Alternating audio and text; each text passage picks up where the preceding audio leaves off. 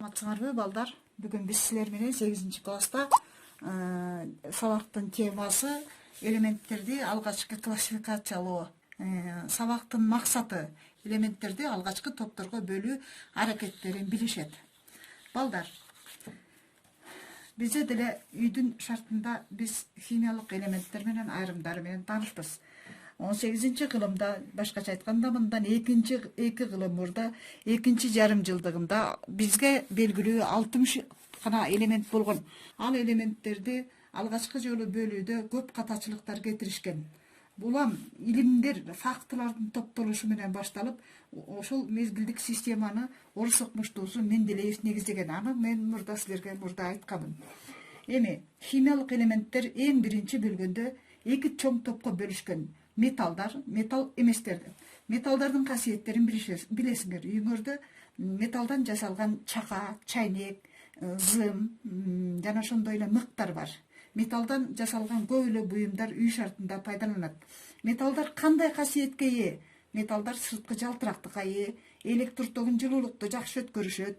Жана ошондой эле ийилчек, чоюлчак. Металдардын дээрлик көпчүлүгү катуу абалында болушат. Мисалы, темирди көрүп жүрөсүңөр, үйүңөрдөн алюминийди көрүп жүрөсүңөр. Ал эми металдардын арасынан суюктары да бар. Ал суюк металл сымап. Жалгыз эле ушул сымап деген металл суюк металл. Металдардын түрдүү физикалык касиеттерге ээлери бар. Металдар өтө катуулары бар, өтө жумшактары бар. Мисалы үчүн катуу металлдарга эң катуу металл хром болуп эсептелинет. Үй шартында эле металлдарды кармап көрсөңөр, жумшак эмес экенине ишенесиңер. Ал эми металл эместер суюгу да бар, катуусу да бар. Суюгу, мисалы үчүн металл эместерге жанагы кирет.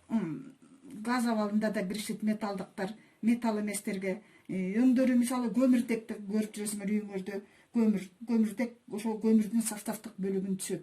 Жана ошондой эле кычкылтек дем алабыз. Жана ошондой эле үйдө пайдалануучу айрым химиялык заттар бар. Марганцовка, мына ушул сыяктуу марганец кирет анын составына. Ушундай металл эместер белгилүү. Металлдардын эң негизги химиялык жактан белгиси булар металлдардын оксидтерди пайда кылып, металлдардын оксидтери суу менен аракеттенишип, негиздерди пайда кылат. Негиз деген эмне экенин силер билесиңер. Мисалы, могул жерде кальцийдин гидроксиди, могул жерге 2 койдук. Мен силерге валенттүүлүктөрдү эсиңерге салып коеюн. 2 бул кальцийдин валенттүүлүгү болуп эсептелинет. Аны силер билесиңер. OH болсо такай -1 валенттүүлүктү көрсөтөт. Бул кальций деген металл. Булар металлдардын оксидтери суу менен аракеттенишип, негизди пайда кылат. Ал эми металл эместердин оксидтери суу менен аракеттенишип, кислотаны пайда кылат. Мисалы үчүн металл эместер SO2. Бул көмүр күкүрттүн кычкылы. Күкүрттүн кычкылы суу менен аракеттенишет дагы күкүрттүү кислотаны пайда кылат. Булар экөөнү бөлүп айта турган болсок, металлдар кычкылтек менен аракеттенишип, негиздик оксидтерди пайда кылышат. Алар суу менен аракеттенишип, негизди пайда кылышат. Металл эместердин оксидтери суу менен аракеттенишип, кислотаны пайда кылат. Булардын айырмачылыктары ушул. Кайталаймын. Металлдардын оксидтери суу менен аракеттенишип, негизди пайда кылат. Металл эместердин оксидтери суу менен аракеттенишип, кислотаны пайда кылат. Эми металлдардын гидроксидтери кислота менен аракеттенишсе, тузду пайда кылышат. Бул жерде кальций OH2 жолу плюс 2H хлор плюс кальций хлор 2 плюс H2O деп турат. Бул жерде эмне үчүн 2 жазылганын билесиңер силер. Кальций анткени 2 валенттүү. Андан кийин теңдейбиз. Теңдегенде мына теңделип турат, көрүп атасыңар. Ошентип кайталаймын. Металлдардын оксидтери суу менен аракеттенишип, негизди пайда кылат. Металл эместердин оксидтери суу менен аракеттенишип, кислотаны пайда кылат. Ал эми химиялык элементтерде үчүнчү элемент, мисалы үчүн биз мурда 2 бөлүп келдик. Металлдардын оксидтери жана металл эместердин оксидтери деп. Алардын мисалдарын жогоруда айтып бердим.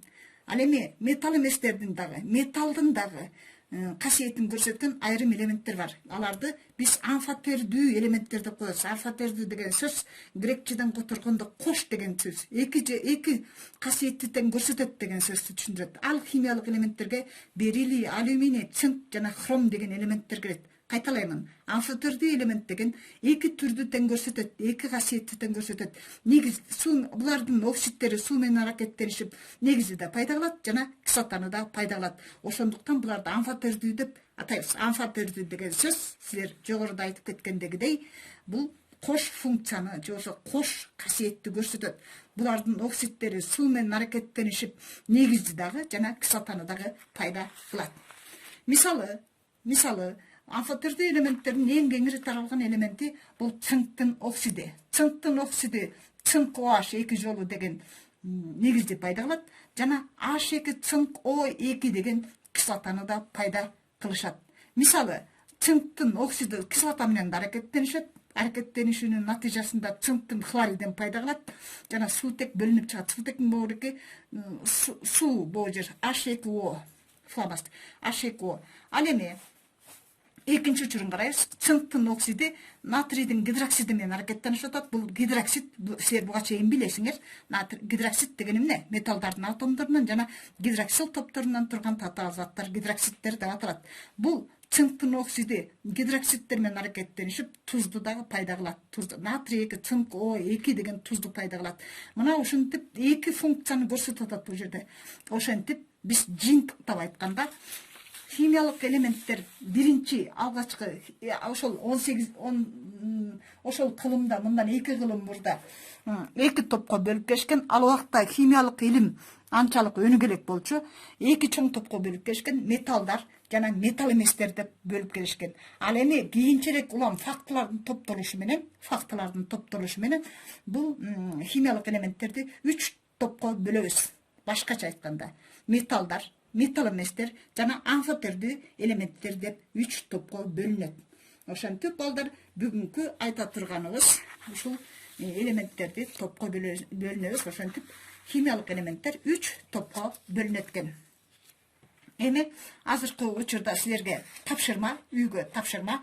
Мен силер менен моль жана мольдук масса деген теманы өткөнмүн. Могу жердеги жазылган химиялык элементтердин формулаларын жазып, жаттап, ушулардын молекулалык салмактарын чыгарып, мольдордун санын эсептеп, анан үй тапшырмасын мага айтып койгула.